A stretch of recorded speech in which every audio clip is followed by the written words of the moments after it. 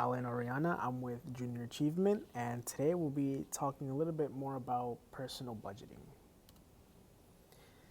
So, budgeting is essentially habit formation, right? So, it's habit that takes the guesswork out of financial decisions in each stage of life. So, as a student, this is meeting expenses and limiting or avoiding debt as much as possible. As a young adult, this is preparing for marriage, having children, and the stage where you essentially become a homeowner. Into older adulthood, this is saving for retirement, and this is also living as a retiree without having a financial burden on a family or the government.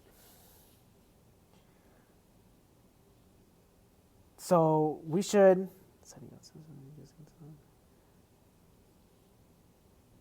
having a budget will also help you meet both short-term and long-term goals. Setting monthly and annual goals, tracking expenses throughout the month, and reviewing monthly and annually to see if you've met your goals and how you can improve are great utilizations of a budget. So some key components of a budget is understanding the money that comes in and the money that goes out. So does your income stay the same or does it have variation from paycheck to paycheck?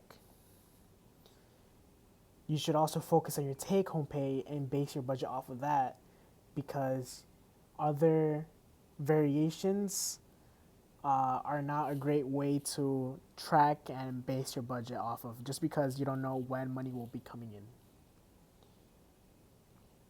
In terms of money coming out, you should make a list of everything that you spend money on and break it into categories and prioritize these categories based on your personal needs. So when making this list, you should ask yourself two questions. Is it a need or a want? Is it the amount that I spend? Is the amount I spend on this category the same every month, or does it vary? In terms of expenses, is it a need or a want? Needs should receive absolute top priority. It is the first thing that should be considered in your budget because these are expenses that must be paid.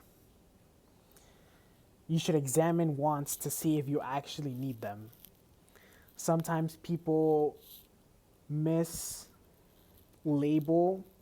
certain expenses from needs to a want and from wants to a need, and it's important you reconsider this and understand exactly what your personal needs are. For your expenses, is it fixed or variable? Fixed expenses should remain the same for a period of time, typically month to month, and fixed expenses are also contract based. Variable expenses change based on some factor, typically usage or time, and you should find a way to treat variable expenses as if they were fixed expenses. For example, I would not spend more than this amount of dollars on vehicle fuel this month.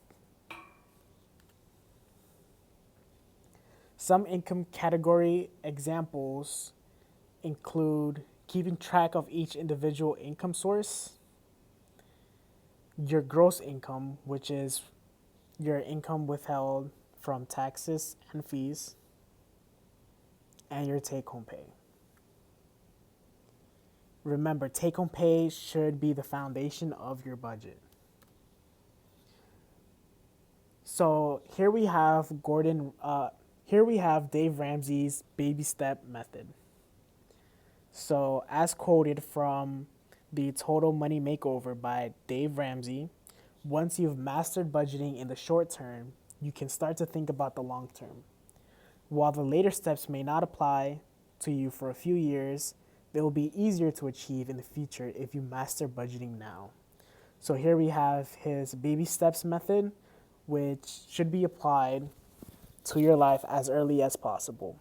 So save $1,000 for your starter emergency fund. Pay off all debt except your house by paying off debts from smallest to largest.